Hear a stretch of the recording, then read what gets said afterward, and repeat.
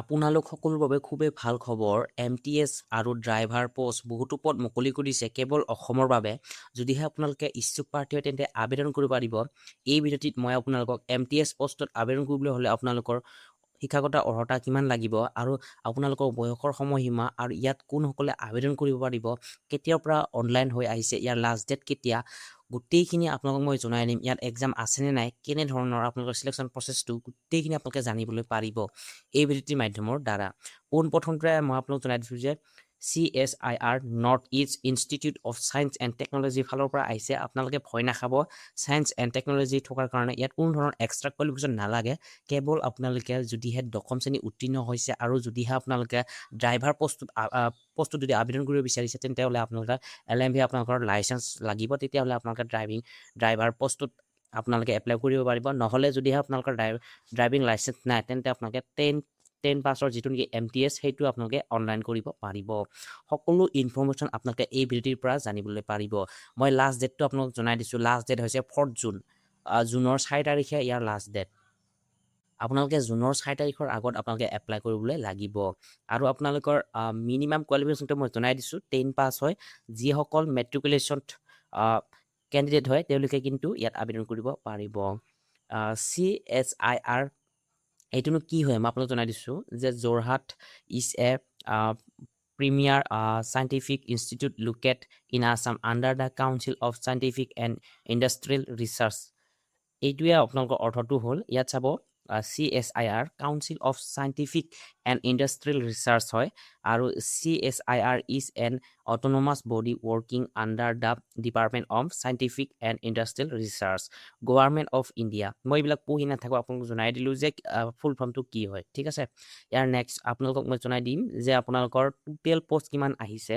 আপোনালোকে ভয় নাখাব, কেৱল অসমৰ বাবে। আৰু ইয়াত বহুতো কেণ্ডিডেটে এই পোষ্টটোত আবেদন কৰিব পাৰিব, কিন্তু বহুতে নাজানে কেনেকৈ আবেদন কৰিব লাগিব কি। বহুতে ভাবি থাকে অফলাইনৰ দ্বাৰা হ'ব নেকি, তেনেকুৱা স্পেচিফিক গভৰ্ণমেণ্টৰে হয় কিন্তু স্পেচিফিক এক্সট্ৰাকৈ ওলাই বাবে এইবোৰ পোষ্ট বহুতে তেওঁলোকে খবৰে নাপায়, সেইবাবে আবেদন কৰিব নোৱাৰে, ঠিক আছে। টোটেল পোষ্ট আছে 10টা পোষ্ট, তাৰে এটা হৈছে ড্ৰাইভাৰ পোষ্ট আৰু 9টা হৈছে MTS post, multitasking staff. MTS ফুল ফৰ্মটো হৈছে মাল্টিটাস্কিং ষ্টাফ, যেনেধৰণে আপোনালোকৰ গ্ৰেড 4 সেই ছিষ্টেমৰে হয়। এইটো কিন্তু চেণ্ট্ৰেল জব হ'ব, ঠিক আছে। চেণ্ট্ৰেলৰ ফালৰ পৰা আহিছে কিন্তু অসমৰ বাবে আহিছে, যোৰহাটত হয় বিশেষকৈ। আৰু কেটেগৰীটো আপোনালোকৰ নাম্বাৰ অফ পোষ্ট ইয়াত আনৰিজাৰ্ভৰ কাৰণে 4টা আছে, EWSৰ কাৰণে 1টা পোষ্ট আছে, OBC নন আপোনালোকৰ যিটো নেকি ক্ৰিমি আছে লিয়াৰ 2 হয়, এইটো 2টা পোষ্ট আছে, চিডিউল কাষ্টৰ বাবে 1টা পোষ্ট আছে, চিডিউল ট্ৰাইবৰ কাৰণে 1টা পোষ্ট আছে। এজ লিমিট আপোনালোকৰ 25 বছৰ দিয়া আছে মেক্সিমাম। ইয়াত মেক্সিমামে 25 বছৰ দিয়া আছে। আৰু ইয়াত আপোনালোকে 18 বা 19 বৰ্ষৰ পৰা আপোনালোকে যদিহে আপোনালোকৰ 19, 18 বা 18ৰ পৰা 19 বছৰলৈকে যদি আপোনালোকৰ বয়স হৈছে তেন্তে আবেদন কৰিব পাৰিব। সেইফালে আপোনালোকে 25 আপোনালোকৰ মেক্সিমাম হৈছে 25। আৰু ইয়াত এজ ৰিলেক্সেশ্যন পাব আপোনালোকৰ কেটেগৰী ৱাইজ, যেনেধৰণৰ SC ST সকলে 5 ইয়াৰ্ছ পায় আৰু OBC সকলে 3 ইয়াৰ্ছ পায়। এক্স ছাৰ্ভিচমেনৰ ইয়াত কথা উল্লেখ নাহে, কাৰণ ইয়াত মেক্সিমামে দিয়া আছে 25 বছৰ, ঠিক আছে। এক্স ছাৰ্ভিচমেন বুলি ক'লে তেওঁলোকে ৰিটায়াৰ্ড হ'ব লাগিব, আৰু ৰিটায়াৰ্ড হোৱাৰ লগে লগে তেওঁলোকৰ হয়তো 45, 50 তেনেকৈ তেওঁলোকৰ এজ হ'ব, সেইবাবে তেওঁলোকে কিন্তু নোৱাৰি এই পোষ্টটোত আবেদন কৰিব। এইটো এটা ভাল আপোনালোকৰ বাবে, কম্পিটিশ্যনৰ লেভেলত বহুতো ভাল হ'ব এইটো আপোনালোকৰ। আৰু ইয়াত মেট্ৰিকুলেশ্যন 10 পাছ আপোনালোকে যদি কৰিছে তেন্তে আপোনালোকে এপ্লাই কৰিব পাৰিব। আৰু আপোনালোকৰ ইয়াত যদিও বা 12 পাছ বা গ্ৰেজুৱেশ্যনসকলে ইয়াত আবেদন কৰিব পাৰিব, কিন্তু তেওঁলোকৰ চাৰ্টিফিকেটবোৰ ইমান মেণ্ডেটৰী নহয় বুলি ইয়াত লিখা আছে। যদিও আপোনালোকে 12 পাছৰ ডকুমেণ্টবিলাকো দিয়ে বা আপোনালোকে কৰিছে তেন্তে আপোনালোকৰ ভাল, পিছলৈ আপোনালোকৰ প্ৰমোশ্যন তেনেকৈ পাবলৈ আপোনালোকৰ ভাল হ'ব, ঠিক আছে। Pay matrix level 1 as per 7 CPC দ্বাৰা হ'ব, ঠিক আছে। এতিয়া মই ড্ৰাইভাৰ পোষ্টৰ বিষয়ে কওঁ। নন টেকনিকেল পোষ্ট হয়তো সেইবিলাকো মই যিখিনি আগত কৈ গৈছিলোঁ সেইখিনিও নন টেকনিকেলৰে পোষ্ট হয়, কিন্তু আপোনালোকে সেইটোত কিছুমান যেনেধৰ ইঞ্জিনিয়াৰবিলাকক আপোনালোকে হেল্প কৰিব লাগিব, ঠিক আছে। তেনেধৰণে ডাইৰেক্ট নন টেকনিকেল বুলি দিয়া নাই সেইবাবে সেই পোষ্টটোত MTSত, ঠিক আছে। ড্ৰাইভাৰটোত সেইকাৰণে ডাইৰেক্ট নন টেকনিকেল পোষ্ট বুলি দিছে।